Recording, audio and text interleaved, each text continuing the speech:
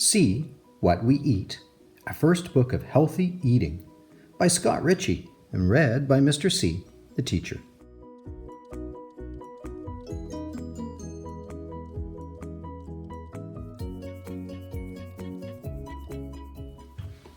Farm Fresh. Our 5 friends are going apple picking on Yuli's aunt's farm. They'd like to make an apple crisp to take to the potluck dinner at the community center. Everyone in the neighborhood is bringing a special dish to share to celebrate the fall harvest, the time of year when crops are ready to be gathered. Do you ever think about where your food comes from or how it gets to your table or lunchbox? A lot of our food is grown or raised on farms. This is my Aunt Sarah. She's a farmer. Food for everyone. On the drive to the farm, the friends talk about last year's harvest celebration. There were so many different kinds of food to try, says Nick. There are many different foods. What's your favorite? Food can be divided into nutritional groups, such as grains, vegetables, protein, dairy, and fruits. Eating a variety of foods from each group every day gives you more energy to play and think, helps you grow, and makes you healthier. I love oatmeal with cinnamon and pears. I love bananas and yogurt. I love bananas and ice cream. An omelet with tomato and cheese. Broccoli, spinach, carrots, beets, and green peas for me.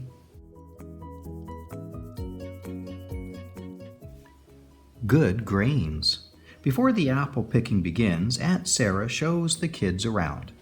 The first stop is the field where wheat and oats are planted.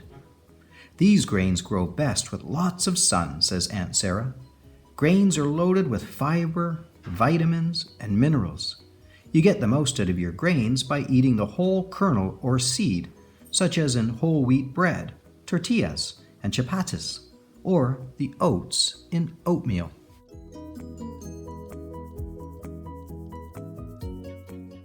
Vegetable rainbow. Next stop, the vegetable garden. Nick is surprised to see so many different vegetables. Beets and carrots grow below the ground, but other vegetables such as zucchini and green beans grow above the ground. A tasty way to get lots of different nutrients. What your body needs to grow and to stay healthy is to eat a colorful assortment of vegetables. What a delicious looking garden. But where are Yuli and Max running off to? Remember how we grew huge pumpkins from those tiny seeds at school? We grow carrots and green beans in our garden.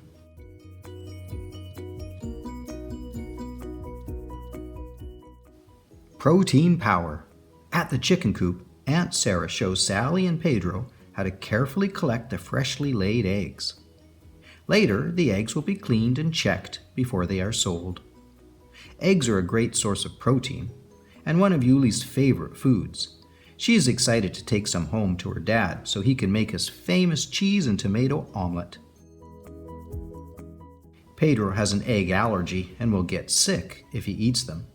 But he knows there are lots of other delicious foods that are safe for him to eat and are also good sources of protein, such as nuts, fish, meat, tofu, and beans.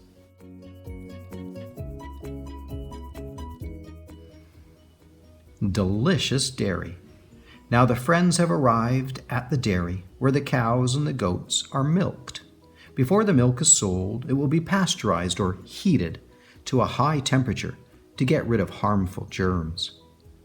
Milk is used to make other foods such as butter, cheese, yogurt, and ice cream. There are lots of nutrients in milk, including calcium, which helps you grow strong bones and teeth. Luckily for Nick, his favorite drink is a glass of cold milk. Yum! Martin checks the apple crisp recipe and sees that it calls for butter. They will buy some at the store along with the other ingredients. Bah! A is for apple. The friends have arrived at the orchard. It's time to pick some apples. Aunt Sarah knows when the apples are ready to be picked, by counting the days from when the tree first bloomed. She can also tell when the fruit is ripe by its color, smell, and taste. Start picking from the outside of the tree. Those apples are the ripest. And remember, twisting the apple off the branch makes it easier, says Aunt Sarah. Everybody joins in, and soon the baskets are full. Fruit, such as these apples, is a sweet treat that's loaded with vitamins and minerals. Get your energy. Whew! Picking apples is hard work. Everyone is feeling a little tired and hungry, so it's time to rest and refuel. Aunt Sarah and the gang enjoy their snack of whole wheat crackers, cheese, hummus, and carrots. Apples, too, of course. The friends know that making nutritious food choices gives you lots of energy. They also make sure to drink water. Your body needs food and water to work well. Ollie and Max need to refuel too. Pedro makes sure they also get some food and water. That was yummy. Now I'm ready to go again.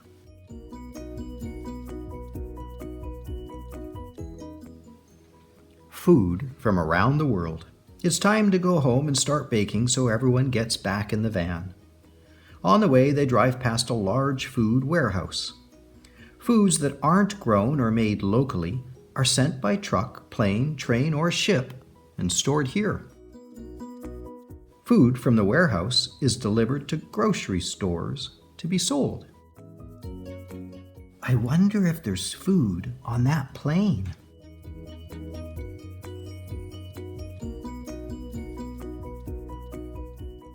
Time to shop. The gang has all the apples they need, but they have to stop at the grocery store for the other ingredients. Martin finds the aisle with the oats and flour.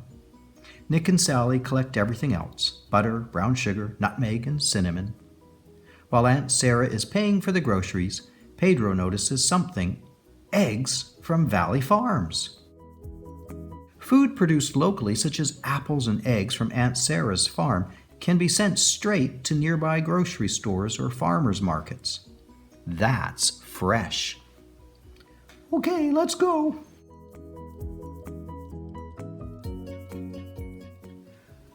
Let's bake. Pedro's dad has offered to help the friends make their dessert. Before they begin, everyone washes their hands well with soap and water. Next, the apples are washed. Pedro's dad begins by peeling and cutting up the apples. Sally and Yuli measure out all the ingredients. Nick and Martin follow the recipe directions. What a mess. I'm getting hungry again.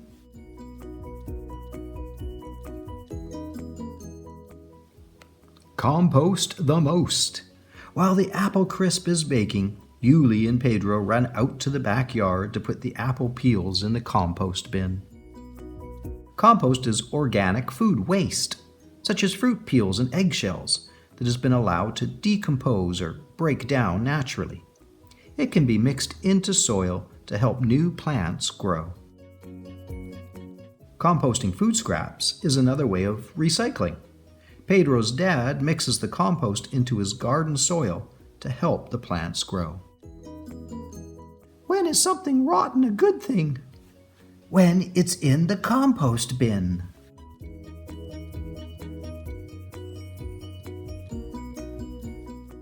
A harvest celebration. The apple crisp smells great.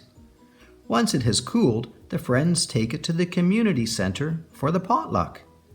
Yuli puts the dish next to Mrs. Martinez' tamales and Mr. Gorski's cheese and potato pierogies. Time to eat. Who do you like to share a meal with? The table is filled with so many delicious dishes. What a wonderful way to celebrate the harvest.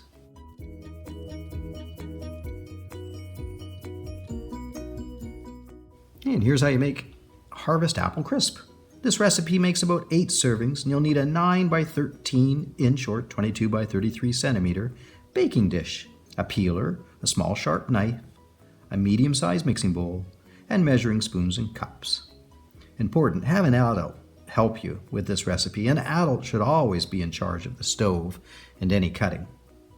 Ingredients: 8 apples, peeled, cored, and sliced, 1½ cups of brown sugar, 1 cup of flour, 1 cup of oats, 1 teaspoon of cinnamon, and 1 teaspoon of nutmeg, ½ cup of cold butter cut into pieces.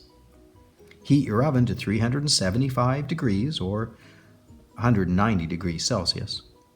Lightly coat the baking dish with butter or use a non-stick spray. Layer the apple slices evenly over the bottom of the baking dish. Mix the dry ingredients, that's brown sugar, flour, oats, cinnamon, and nutmeg, together in the mixing bowl. Rub the pieces of butter and dry ingredients together between your fingers until the mixture looks like crumbs. Sprinkle the mixture over the apples. Bake for about 30 minutes until the topping is lightly browned. Remove and let the crisp cool before serving. And then enjoy.